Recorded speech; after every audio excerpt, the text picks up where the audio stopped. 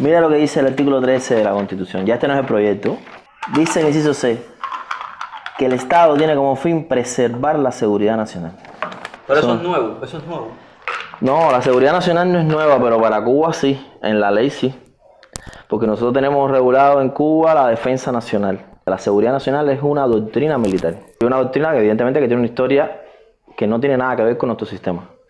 Porque la seguridad nacional es hija directa de la Guerra Fría.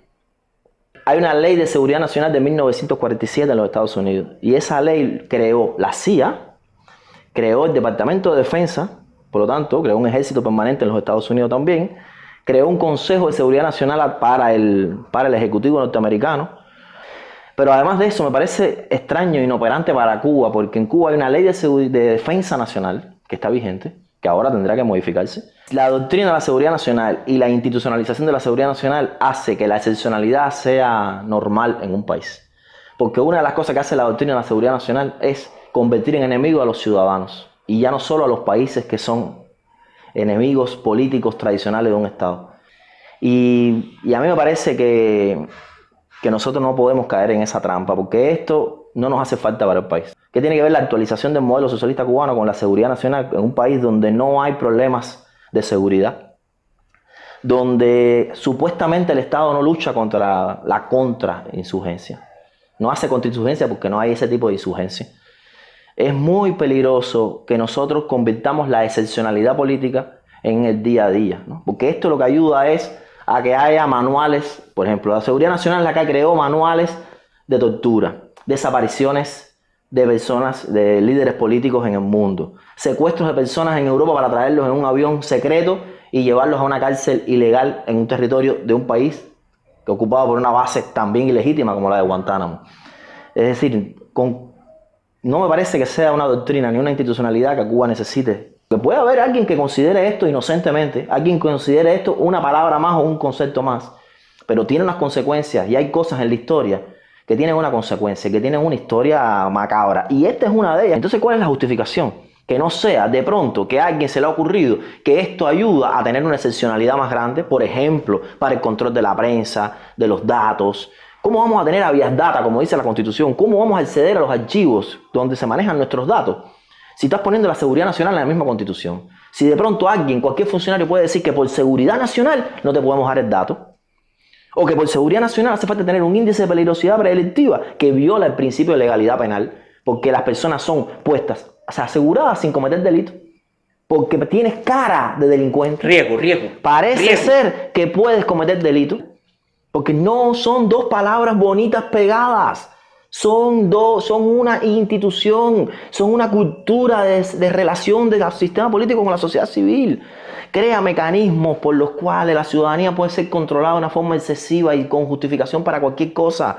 Detenciones, sospecha de las personas, contrainsurgencia, espionaje excesivo, uso de las telecomunicaciones para cualquier cosa. Todos los derechos humanos pues, se pueden violar porque se está luchando contra algo más peligroso. ¿Qué tiene que ver la seguridad nacional con desclasificar la información? Bueno, una de las cosas que pasa es que en una institucionalidad política, en una forma de organización de un Estado que reconoce a la seguridad nacional, con las consecuencias que tiene, que en algún momento tendrán que conceptualizar esto y tendrán que organizar esto y tendrá que haber alguna institución que se ocupe de esto o por lo menos que aparezca esa tarea.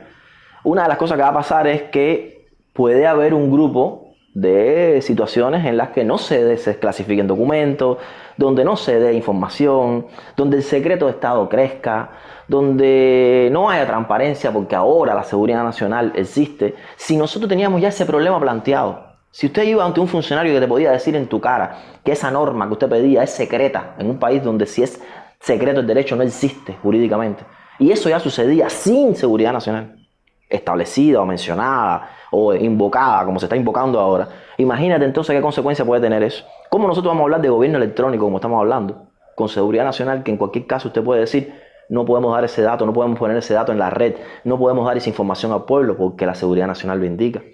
No podemos abrir un órgano público como la Asamblea Nacional a que la gente entre en sus sesiones por seguridad nacional, por ejemplo, podría ser. No podemos dejar una información en un programa de televisión por seguridad nacional. No podemos darle la garantía a un reo penal de tener defensa o que su abogado conozca el expediente desde el principio por seguridad nacional. En amplia medida, la intención es tenerlo constitucionalmente establecido para poderlo utilizar en el momento que estimen pertinente. Y en ese sentido yo creo que ha sido muy clara la postura del Parlamento cubano al ni tan siquiera analizar ese particular por un problema de seguridad nacional. Tiene que ver también con la pérdida de garantías de un montón de cosas. Tiene que ver con la pérdida de garantías de la gente y la capacidad de defensa de la gente ante el Estado. El Estado es una autoridad a través de la cual se ejerce la soberanía popular. Y por tanto la soberanía popular hay que reconocerle derechos que son inviolables. Y la doctrina de la seguridad nacional es todo lo contrario. La justificación de la doctrina de la seguridad nacional es excepcionalizar las cosas para poder violar derechos intangibles. Porque los derechos humanos no dejan cabida a este tipo de ambiente, porque esto es un ambiente de excepcionalidad permanente. A mí me preocupa y me sigue preocupando mucho en todo este tema de la seguridad nacional, el tema del uso de los aparatos de inteligencia y la militarización de manera extendida en la sociedad cubana. Yo le decía a la gente que la preocupación más grande que tengo con el tema de seguridad nacional es la indefinición, porque es un concepto que puede englobar tantos temas como quienes lo apliquen entiendan que puede englobar. Porque a mí me preocupa sobremanera también entender que va contra la seguridad del Estado, que va contra la seguridad de la nación como pueblo y que va contra la seguridad del gobierno. Sí. Porque yo sigo diciendo que ese concepto de seguridad nacional es muy prestado para utilizar los aparatos de inteligencia que tú pagas, que yo pago, que este paga, que hasta el gato ese paga, para entonces penetrar, activar, oponerse a una posición política en contra del gobierno, que al final de la jornada forma parte de la ciudadanía e implica declarar a esa gente a lo que Gunther Yaco decía: mi hermano, ese es derecho penal del enemigo. Exacto. Esa gente son terroristas, esa gente no tiene garantía y hay que tratarlos como tal. Exacto. Y para mí eso es una preocupación seria. No, pero además que oponerse políticamente al gobierno debe ser el funcionamiento normal de cualquier gobierno en el mundo. Y un Estado de Derecho sin oposición no existe. Y no hay democracia ni república sin oposición política, porque no existe unanimidad política en ninguna sociedad del mundo. La oposición es parte de la política. Tiene que tener derechos, porque si no, no hay Estado de Derecho. ¿Qué implicación tiene ser oposición? ¿Qué derecho tiene eso? ¿Por qué decir opositor te denigra y te elimina como ciudadano? Eso no es discriminación. ¿Por qué no aparece en ese proyecto? ¿Por qué no aparece en esta Constitución la discriminación por motivo de diferentes ideas políticas? ¿Por qué?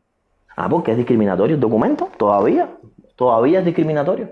Abre posibilidades de excepcionalidad penal, de excepcionalidad administrativa, de falta de transparencia administrativa, de mecanismos de posibilidad de exceso secretismo, que el propio Raúl ha dicho varias veces. Vamos a acabar con el secretismo. ¿Qué cosa es la seguridad nacional?